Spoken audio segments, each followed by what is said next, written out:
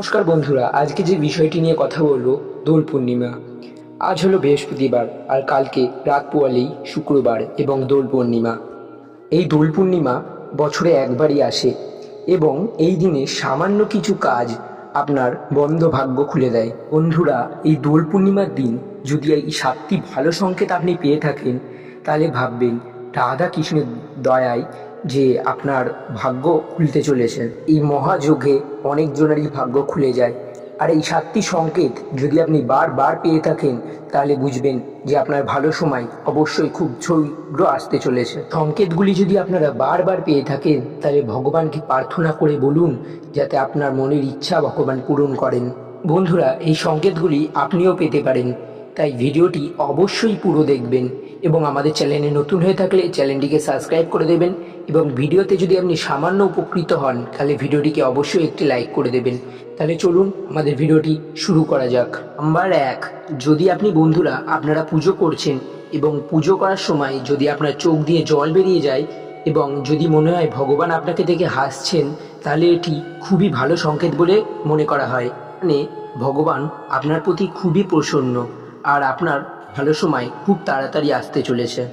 2 নম্বর, যদি আপনার বাড়িতে কালো পিঁপড়ের আগমন খুবই বেড়ে যায় তাহলে ভাববেন যে আপনার বাড়িতে মা লক্ষ্মীর আগমন ঘটেছে, ফলে টাকা পয়সা জনিত কোনো সমস্যা আপনার বাড়িতে থাকবে না। অবশ্যই বন্ধুরা এই দোল পূর্ণিমার দিন পিঁপড়েদের প্রণাম করে আটা ও চিনি মিশিয়ে খেতে দিন।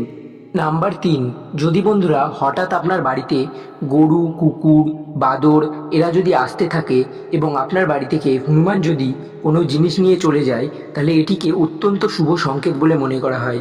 তার মানে আপনি মনে করবেন যে আপনার ভালো সময় খুবই তাড়াতাড়ি আসতে চলেছে এবং ভগবান আপনার দিকে মুখ তুলে তাকিয়েছেন।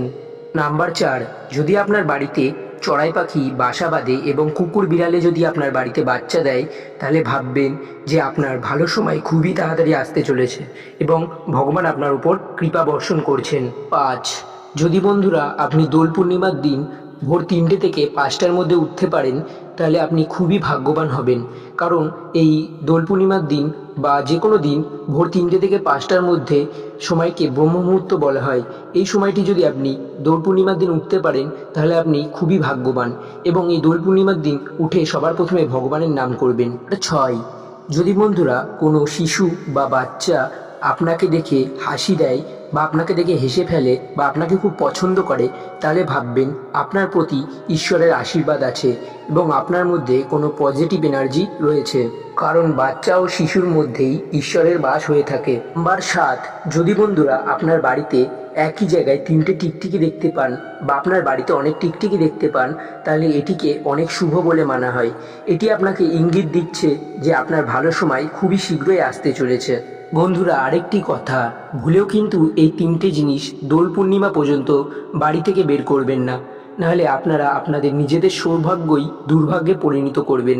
কারণ বন্ধুরা এই উৎসব শুধু রঙের উৎসব নয়, ভগবান মানুষের মন থেকে মনের কালিমা দূর করে এখানে রং ভরে দেয় বা রঙের সৌভাগ্য ভরে দেয়। নাম্বার 1, বন্ধুরা ধাতুর তৈরি বাসন কিন্তু এই দোল পূর্ণিমার সময় কাউকে দান করা শুভ, কিন্তু প্লাস্টিক, কাঁচ এসবে তৈরি বাসন কাউকে দান করবেন না, না হলে সৌভাগ্য দুর্ভাগ্যে পরিণত হবে। নাম্বার 2, বন্ধুরা অনেকে কিন্তু বাড়ির বাসি খাবার বা বাসি কিছু জিনিস গরিব দুঃখীকে দান করে দেয়, এটি কিন্তু আপনি ভুলেও করবেন না। যদি একদমই কিছু না থাকে তাও যদি বাড়িতে গরিব দুঃখী বা ক্ষুধার্ত মানুষ আসে তাহলে আপনি দিতে পারেন, কিন্তু এমনি সময় একদমই এই জিনিসগুলি দান করবেন না।